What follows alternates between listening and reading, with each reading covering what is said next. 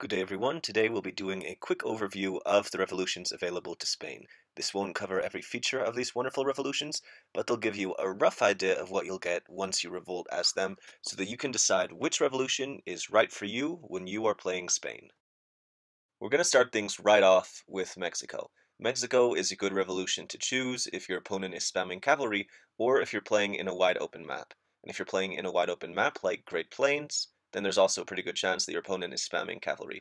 The reason why Mexico is a good revolution to pick under such circumstances is because as soon as you revolt, all of your citizens will turn into a cerudo instead of turning into a normal revolutionary, which means that they're going to turn into a modified version of the Comanchero that only costs food, that only takes up one pop, and that is a outlaw type unit that can access the outlaw economy, meaning that they can put down a livestock pen, that they can grow cattle, so that they can then harvest more food and make more of themselves. And since they only cost one pop, that means that you'll be able to counter the enemy's cavalry spam no matter what they're sending.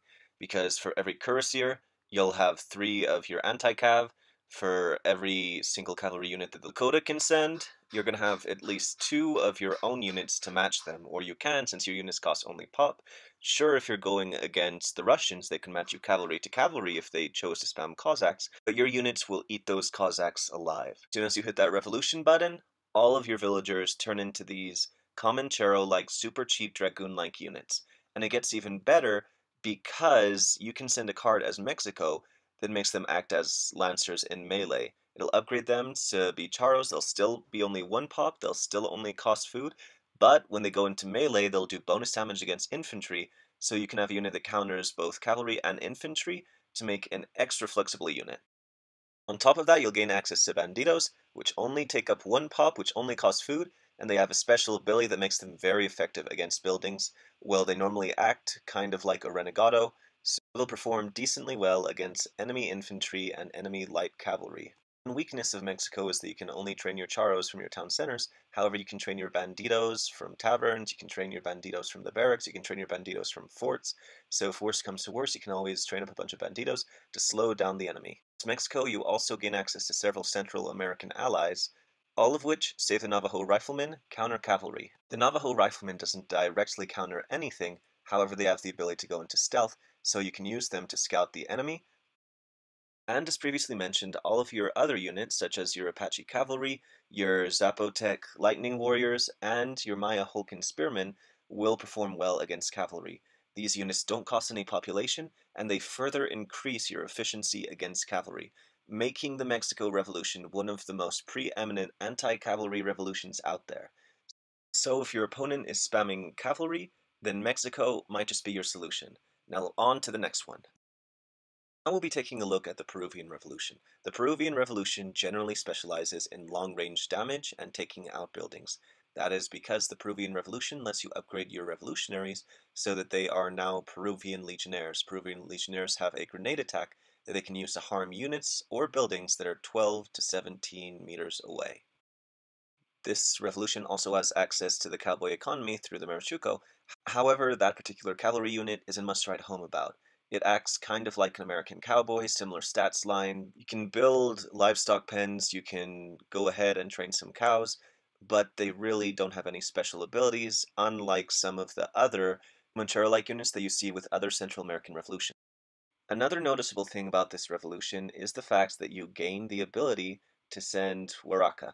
Now, Waraka are interesting because they act as a midpoint between a culverin and a grenadier. In many respects, they're like a grenadier in that they are about infantry size, they take up 2 pop, they can get blown away by artillery if you clump them together, which is why you have to make sure that you space them out, you put them into cover mode, you don't just put them into a giant ball where they'll be blown away by falconets. However, they act a lot like culverins in that they do bonus damage against enemy artillery.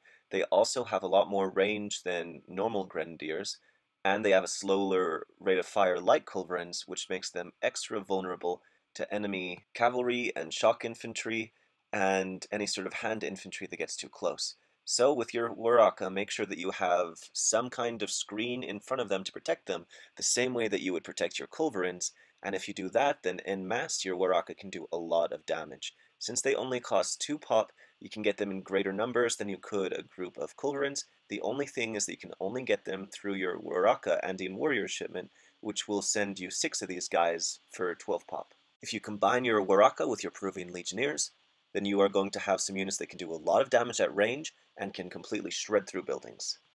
It should also be mentioned that as soon as you revolt with the Peruvian Revolution, you will get Simon Bolivar. Simon Bolivar acts a lot like a daimyo for the Japanese. Units that are around him will be buffed, they'll get 5% extra health. Also, he can act as a mobile drop-off point for your shipments. With the Peruvian Revolution, for instance, you have your 4 Infinite Gatling shipment, so you can send that Gatling shipment straight to the battlefield by having him act as a military drop-off point, and then sending your Gatling shipment. Also, he can train more Peruvian Legionnaires, so you can use him to reinforce a position, bring more units that have a long-range, powerful attack, and great damage against buildings to the battlefield. The Peruvian Revolution is a good pick if you want to have more units that have long range and a high attack, because your Peruvian Legionnaires are basically skirmisher units that can also destroy buildings using their grenade-like attack, and your Warakas can also destroy buildings, especially in mass, especially if you have Simon Bolivar there to increase their HP by 5, making them more durable, and especially if you're playing the Spanish and you have Priest with Unction to increase their damage by 2.5% per missionary, ultimately stacking to up to 25% extra damage, which gets to be absolutely insane if you have a giant pit of Warakas. So if you want long-range firepower, then the Peruvian Revolution is the revolution for you. Okay, now let's move on to the next one. Now we're taking a look at the Argentina Revolution, aka the Grenade Cavalry Revolution, because it also has a unit that can throw grenades. However, it's a mounted unit, their grenadaro, which used to be an absolute monster, but is now a decent unit after its nerf. With this revolution, it has the same anti-building focus as the Peruvian Revolution. However, now it's more focused on mobility. You have your grenadaros that you can send via a card, and after you send that card, you can train them at the stable, you can train them at the fort. These units cost 2 pop. They're classified as both heavy cavalry and light cavalry, so that does mean that they will get countered by both the goons and the skirmishers in a goon-skirmisher combo. However, they're still very powerful against buildings. Additionally, this revolution lets you upgrade your mortars to Imperial mortars. If you're dealing with an opponent that's dug in, that's going to be hard to take care of, this revolution is just as good at dealing with buildings as the Peruvian Revolution. However, this revolution tends to focus more on cavalry. You have your fast-moving grenadaros, which can throw grenades. Also, the cowboy-like unit for this revolution, the gaucho, does have a special ability. When they're attacking someone, they'll slow them down just like Bullis-type units.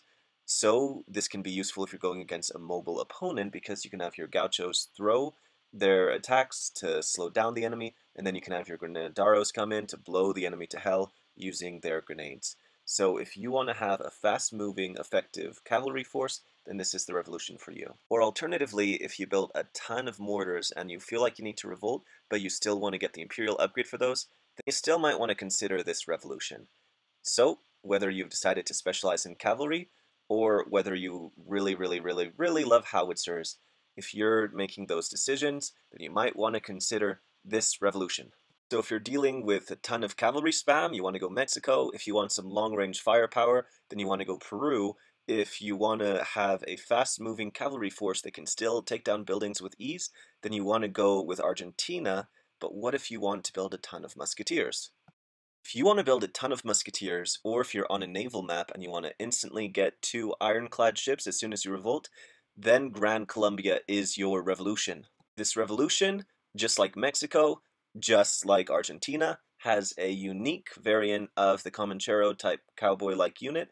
Their version, the Linero, is actually a 1-pop Lancer. So you get 1-pop musketeers that are slow, 15% slower, but they have 15% extra health, making them beefy boys, especially as the Spanish if you research Corselet, which will give them even more hit points at the cost of less speed, bringing them up to being 30% slower than normal musketeers, but having almost 40% more health, which will then be boosted to 45% if they're in the presence of Simon Bolivar, which you don't automatically get as soon as you hit this revolution, but you can send a card to get your version of Simon Bolivar.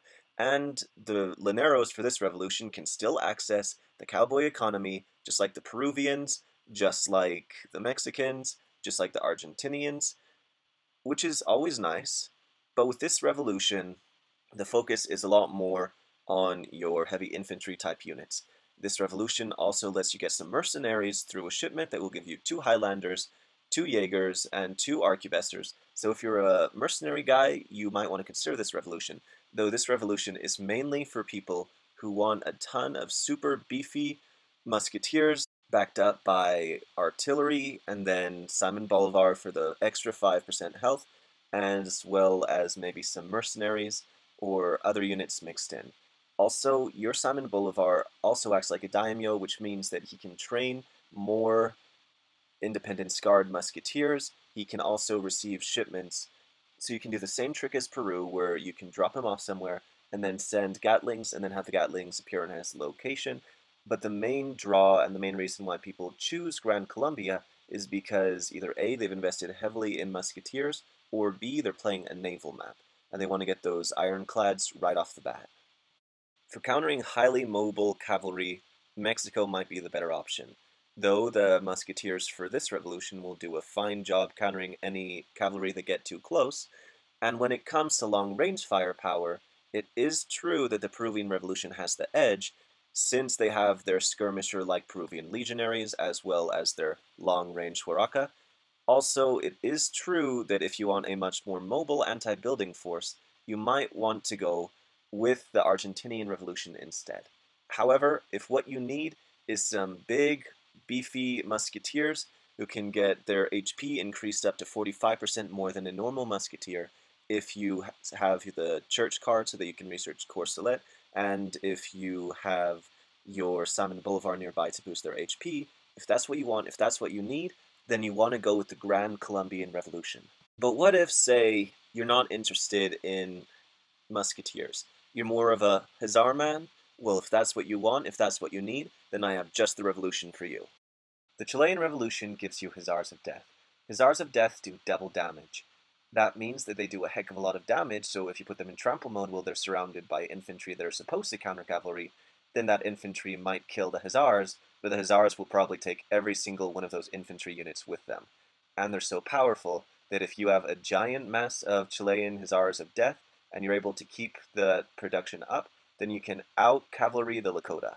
You can only get the Chilean Revolution as the Spanish, and many people regard this revolution to be one of the best revolutions for the Spanish, especially if you can get some missionaries with unction up in there to increase the damage done by your Hussars of Death even further, turning a already terrifying cavalry unit into an absolute monster. Now, the Chilean Revolution is a bit different than a lot of the other South American revolutions in that you don't get access to the outlaw economy, you don't have your Comanchero-like unit. In fact, the only other type of cavalry unit that's unique to this one, besides the Hussars of Death, are the Bullis Riders that you can send in. You'll get 7 of them through a card, and then you can train them from the Sables, but you'll have a max of 10 for these particular Bullis Riders. But they don't take up any pop. They're a great option for slowing down enemy units that are trying to run away, but since you can only build 10 of them, their utility is slightly undercut. In all likelihood, you'll have an army full of Hussars of Death, and the Bullis Riders will be just a little extra something. Another unique thing about the Chilean Revolution is that their card, which lets you build villagers, doesn't initially send 6 villagers. So if you're at max pop, you can still send the card. Another interesting thing about this card, the Solitrera, is that it gives you a coin trickle based on how many trade posts you have up. So if you have 6 trade posts on the map, then that means you'll get 3 gold per second. And while that coin trickle is nice, the main draw of the Chilean Revolution will be your Hussars. In conclusion, the Spanish have plenty of great revolutions to choose from. When it comes to countering enemy cavalry, Mexico is the obvious choice. If you want long-range firepower, then Peru is probably the revolution for you. Players that want mounted grenadaros, who want to have that fine mix of units that are fast enough to keep up with your cavalry formation, but can still utterly annihilate buildings, such as, say, your enemy's factories, those players should probably go with the Argentina Revolution. Will players who are vying for dominance on a water map, or players who generally love musketeers and would maybe like to have a few mercenaries and a few one-pop lancers mixed in, those players should probably go for Gran Colombia. And of course, the Chilean Revolution is the revolution of choice for players who love hussars. At the end of the day, however, which revolution you choose is a very personal choice. And if you're happy with the revolution, then there's no wrong time to choose that revolution. It's all up to you as the player to choose the revolution that works for you. So go out there and simply have fun playing whatever revolution is the revolution of your choice. With Spain, you're going to have plenty of great revolutions to choose from. Adios, my friends, and best of luck with whatever revolution you end up choosing as Spain.